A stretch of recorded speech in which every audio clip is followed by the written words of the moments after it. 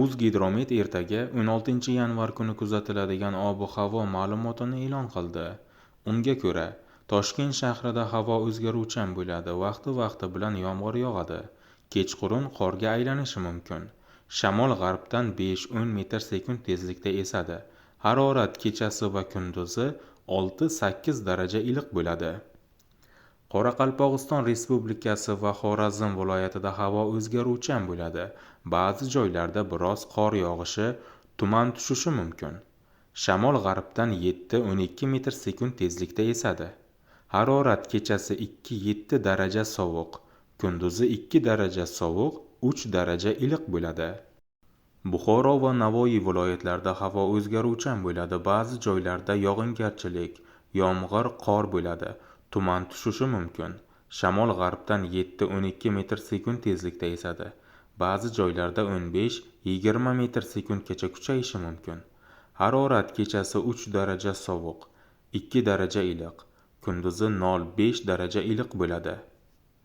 Toshkent, Sirdaryo, Jizzax, Samarqand viloyatlarida havo o'zgaruvchan bo'ladi. Ba'zi joylarda yog'ingarchilik, yomg'ir, qor bo'ladi. Tuman tushishi mumkin.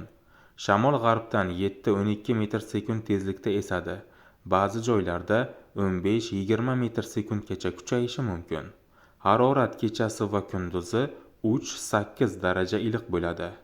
Qashqadaryo va Surxondaryo viloyatlarida havo o'zgaruvchan bo'ladi. Ba'zi joylarda yog'ingarchilik, yomg'ir, qor bo'ladi. Tuman tushishi mumkin. Shamol g'arbdan 7-12 metr/sekund tezlikda esadi. Ba'zi joylarda 15-20 metr/sekundgacha kuchayishi mumkin. Harorat kechasi va kunduzi 3-8 daraja iliq bo'ladi. Andijon, Namangan, Farg'ona viloyatlarida havo o'zgaruvchan bo'ladi. Kunning ikkinchi yarmida ba'zi joylarda yog'ingarchilik, yomg'ir, qor bo'ladi. Ba'zi joylarga tuman tushishi mumkin. Sharqiy shamol yo'nalishini o'zgartirib, g'arbdan 7-12 metr/sekund tezlikda esadi.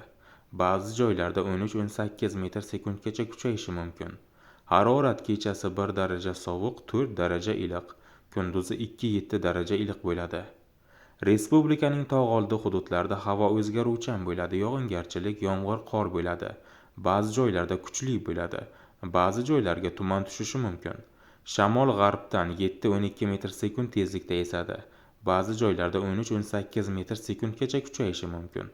Harorat kechasi 3 daraja sovuq, 2 daraja iliq, kunduzi 2-7 daraja iliq bo'ladi.